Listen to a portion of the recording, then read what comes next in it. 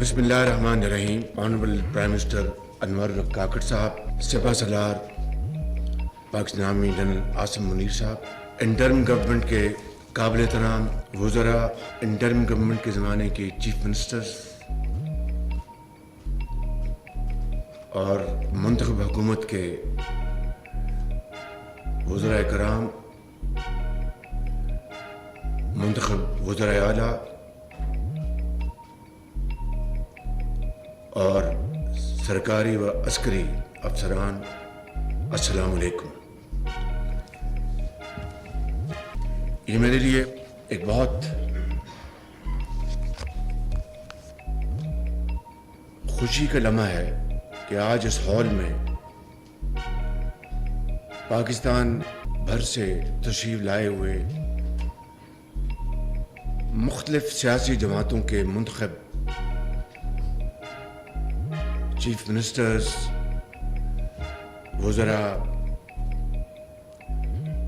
اور سرکاری افسران، چیف آرمی اسٹاف اور ان کی ٹیم، یہ ایک بڑا پیغام ہے پوری قوم کے لیے کہ ہم سب یہاں پر جمع ہیں.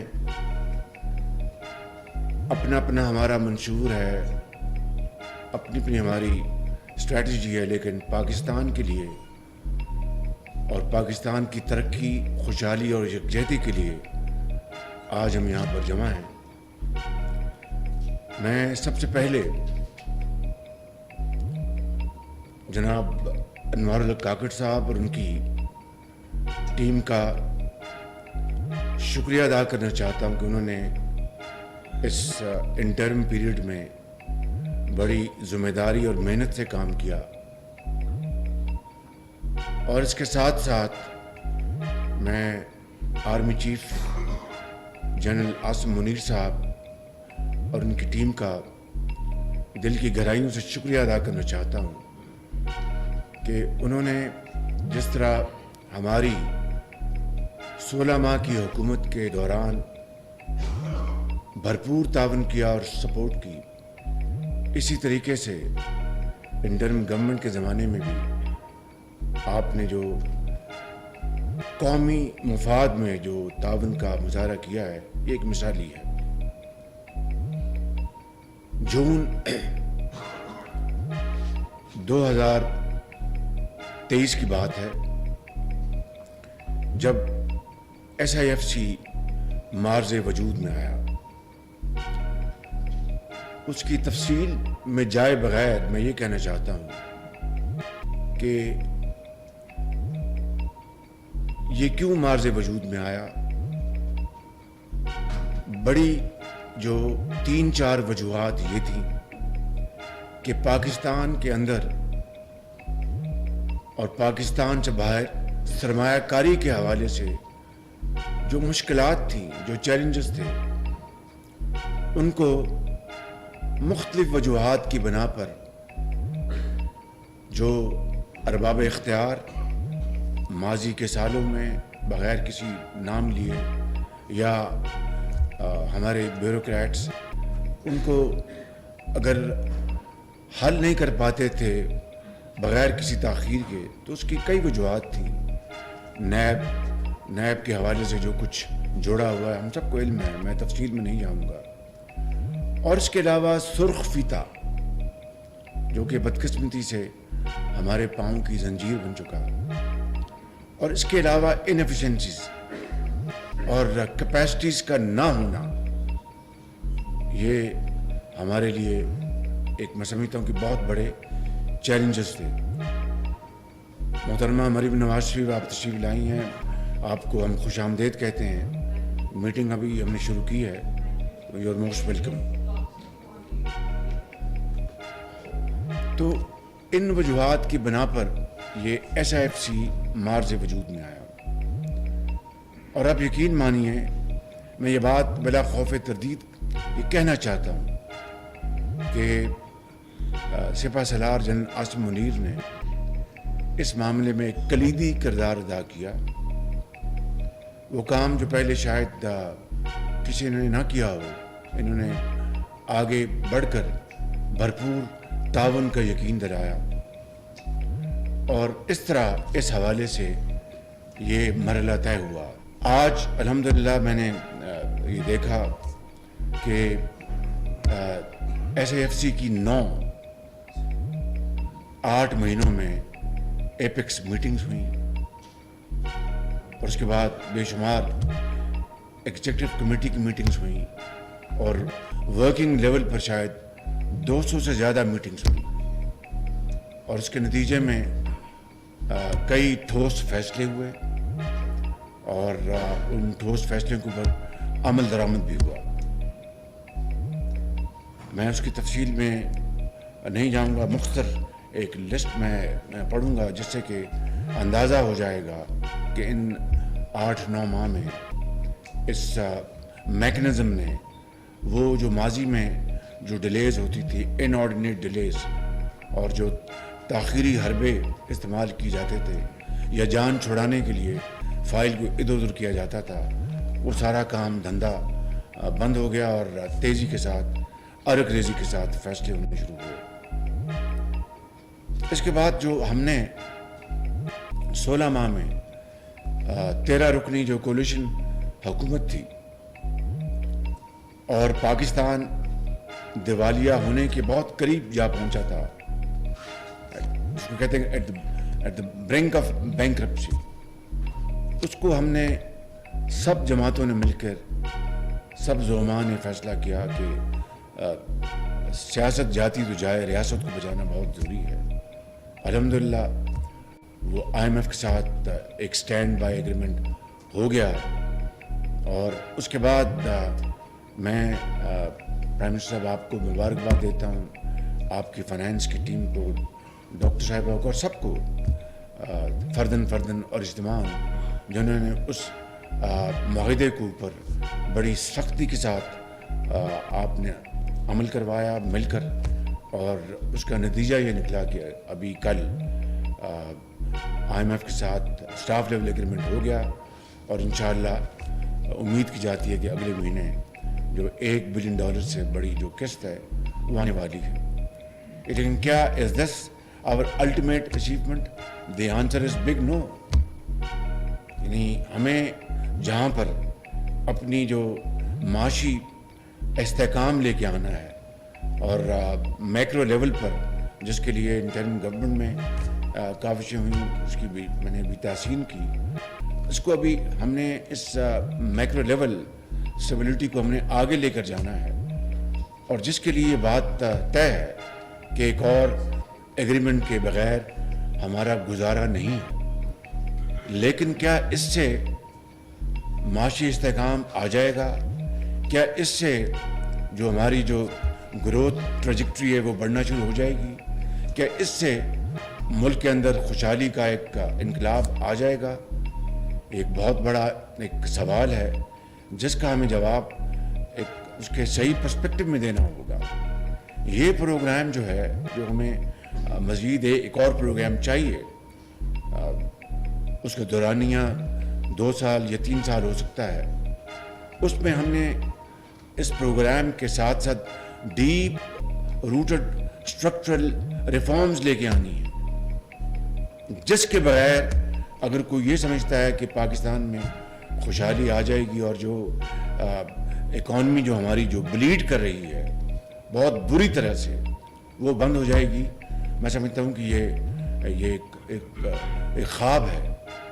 اگر ہم نے میکرو لیول پر اسٹیبلٹی ہم لانا ایک انتہائی ضروری قدم ہے، اس کے ساتھ ساتھ ہمیں مختلف جو میدانوں میں ڈیپ روٹڈ ریفارمز لے کے آنی ہے، اسٹرکچرل چینجز لے کے آنی ہے۔ مثال کے طور پر آپ کا FBR ہے، تو اس کو اگر ہم نے ریفارم نہ کیا، اس میں اگر ہم نے اس کو مکمل طور پر ڈیجیٹائز نہ کیا، اور دوسرے ہم نے ضروری اقدامات نہ اٹھائے، تو یہ جو گیپ ہے، جو آج ہمارا جو اس سال کا 23-24 کا جو آپ کا تخمینہ ہے ریسیٹس کا یا محصولات کا، وہ 9 ٹریلین روپیز ہے، تو ایک محتاط اندازہ ہے کہ 9 ٹریلین یہ ہماری جو محصولات ہیں، تو ایکچول ہماری جو محصولات ہونی چاہیے وہ کہیں وہ 13-14 ٹریلین روپیز ہونی چاہیے.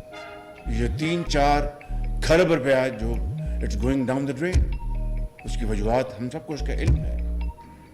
اسی طریقے سے آپ دیکھیں کہ ہمارے جو کنٹیسٹڈ ہمارے جو کلیمز ہیں, چاہے وہ FBR کی طرف سے ہوں یا کلائنٹ کی طرف سے ہوں, اس کی جو ٹوٹل اماؤنٹ جو ہے وہ تقریباً 2.7 ٹریلین روپیز ہے, 2700 ارب روپے. اور اس کی جو بائیفرکیشن یہ ہے کہ جو ٹرائبونلز ہیں اس کے پاس کوئی میرا خیال ہے کہ 1 ٹریلین کے کیسز اس کے پاس ہیں, پھر اپیلٹ کورٹ جو ہائی کورٹ اور دوسرے وہاں پر 700 ارب ہے. اس طرح ملا کے یہ کوئی 2.7 ٹریلین روپیز ہیں. میں اگر ایک محتاط اندازہ بھی آپ کی خدمت میں پیش کروں کہ اگر آدھی اماؤنٹ بھی ہم ریکور کر لیں تو آپ اندازہ کریں کہ 1350 ارب روپے آپ کے پاس آ جائے گا. اور یہ کوئی معمولی اماؤنٹ ہے 1350 ارب روپیہ. یعنی اگر آپ سالانہ آپ کی جو بجلی چوری ہوتی ہے 500 ارب روپے اور آپ کی جو لیکیجز ہوتی ہیں 1350 ارب روپے آپ کے پاس آ جائے تو آپ کیا یہ بات درست نہیں کہ آہستہ آہستہ ہم جو کشکول توڑنے کی طرف ہم اس راستے پہ چل پڑیں گے, اور جو ہمارا جو ڈیتھ ٹریپ ہے, جو میں اس کو ڈیتھ ٹریپ کہتا ہوں, اس میں بتدریج کمی آنی شروع ہو جائے گی. یہ ہیں وہ چیلنجز جو آج جس کا ہمیں سامنا ہے, نئی حکومت کا سامنا ہے. تو میں سمجھتا ہوں کہ اس وقت یہاں پہ فیڈریشن میں بھی ایک کولیشن ہے الحمدللہ, اور صوبوں میں مختلف سیاسی پارٹیز کی حکومتیں ہیں. یہ ہمیں مل کر کام کرنا ہوگا. وفاق اکیلا یہ ذمہ داریاں ادا نہیں کر سکتا جب تک کہ صوبوں کے ساتھ مل کر ہمیں اس سفر کے طرف تیزی سے بڑھنا ہوگا. اور مجھے پورا یقین ہے کہ صوبہ پنجاب, صوبہ سندھ, صوبہ بلوچستان اور KP اور وفاق مل کر ان چیلنجز کا سامنا کرنے کی پوری اہلیت رکھتا ہے, اور انشاءاللہ مل کر ہم یہ مشکلات اور چیلنجز کا مقابلہ کریں گے. راستے میں بہت دشواریاں آئیں گی, چیلنجز آئیں گے. مہنگائی کا ایک طوفان ہے, غریب آدمی مہنگائی میں پھنس گیا ہے. یہ سارے معاملات ہمارے سامنے ہیں. تو اس کے لیے ابھی جو میں نے 2-3 مثالیں دی ہیں, اور بے شمار چیزیں ہیں. اب بجلی کا آپ کا سالانہ جو صرف چوری کا جو آپ کا جو ہے وہ تقریباً 400 ارب روپے ہے. آپ کا جو سرکولر ڈیٹ ہے اپنا بجلی کا اور اس کا گیس کا ملا کر یہ تقریباً ملا کر 5 ٹریلین روپے ہے, 5 کھرب روپے. تو یہ اتنے بڑے بڑے جو چیلنجز ہیں جو کہ کسی ایک حکومت کی یہ نہیں ذمہ داری, یہ 76 سال سے ہم اس میں سب شامل ہیں. تو میں سمجھتا ہوں کہ آج پھر ہمیں مل کر ہی اس ان مسائل کو, ان چیلنجز کو, مشکلات کو حل کرنا ہوگا. اور میرا ایمان ہے کہ اگر ہم مل کر ہم چلیں گے, جو کہ مجھے پورا یقین ہے سیاسی زعماء مختلف پولیٹیکل پارٹیز کی جن کی گورنمنٹس ہیں اور وفاق میں ہم مل کر چلیں گے, اپنے ذاتی اختلافات کو ایک طرف کر کے اور قومی مفاد کو سامنے رکھ کر اور اپنی ذاتی لائکس اینڈ ڈس لائکس سے اوپر بڑھ کر کریں گے انشاءاللہ. تو میرا ایمان ہے کہ انشاءاللہ we will reach our destination one day soon with a sense of pride of achievement.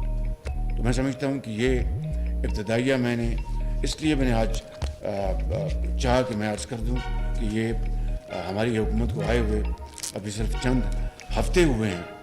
تو اس میں جو ایشوز جو ہیں میں نے آپ کو بتائے, جو انٹرم گورنمنٹ میں جو SIFC کے حوالے سے جو چیزیں جو اچیو ہوئی ہیں وہ چاہتا ہوں کہ آپ کو میں اس کے بارے میں کچھ بتا دوں, کیونکہ بڑی امپورٹنٹ ہے. It's very very important. Theft میں تقریباً 87 ارب روپے اپنا چوری جو ہوتی تھی وہ بجلی کی وہ بچائی گئی.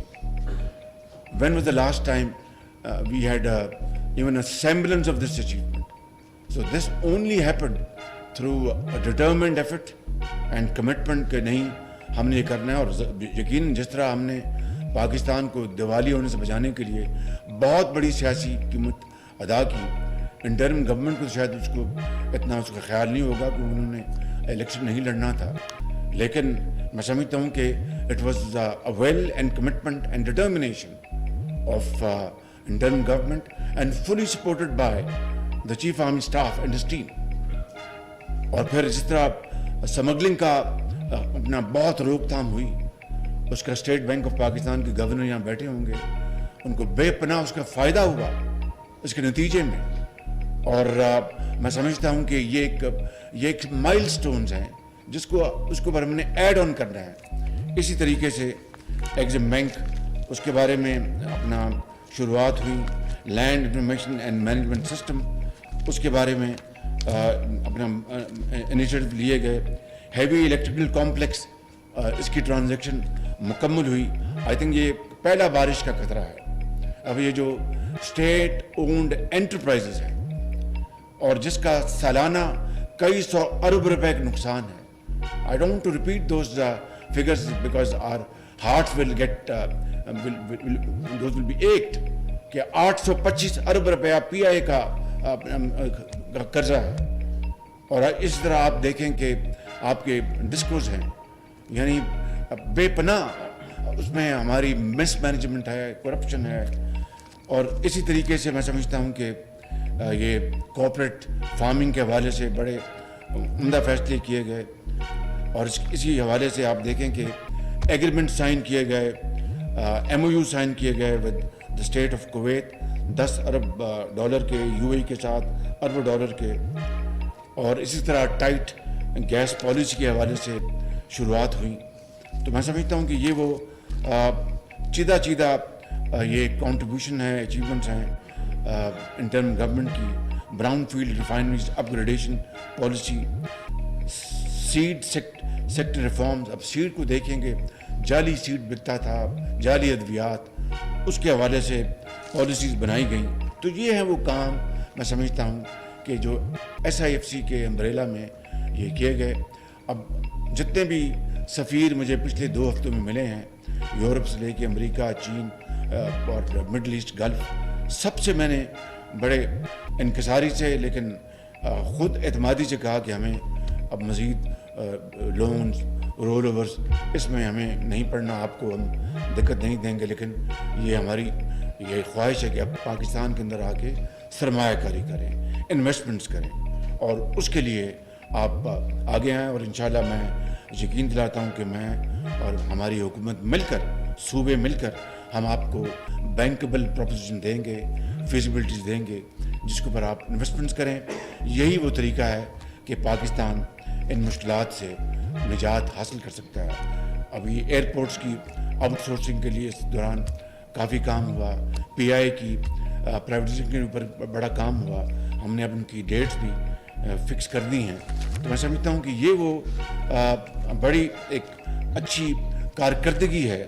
اور وہ یہ کیوں ہوئی کہ پرسنل انٹرسٹ کو ایک طرف کر دیا گیا، کوئی اگر بیوروکریٹک ڈیلے تھی اس کو ختم کر دیا گیا، کوئی اگر پولیٹیکل کوئی سوچ تھی اس کو ایک طرف کر دیا گیا، اور نیشنل انٹرسٹ میں یہ فیصلے کیے گئے. تو میں سمجھتا ہوں کہ یہ بڑی اچھی شروعات ہوئی. اس کا پودا ہم نے لگایا تھا جون 2023 میں. اب یہ درخت تناور ہوگا انشاءاللہ. اس کا سایہ بھی بڑا گھنا ہوگا اور پھل بھی اس کا بڑا میٹھا ہوگا.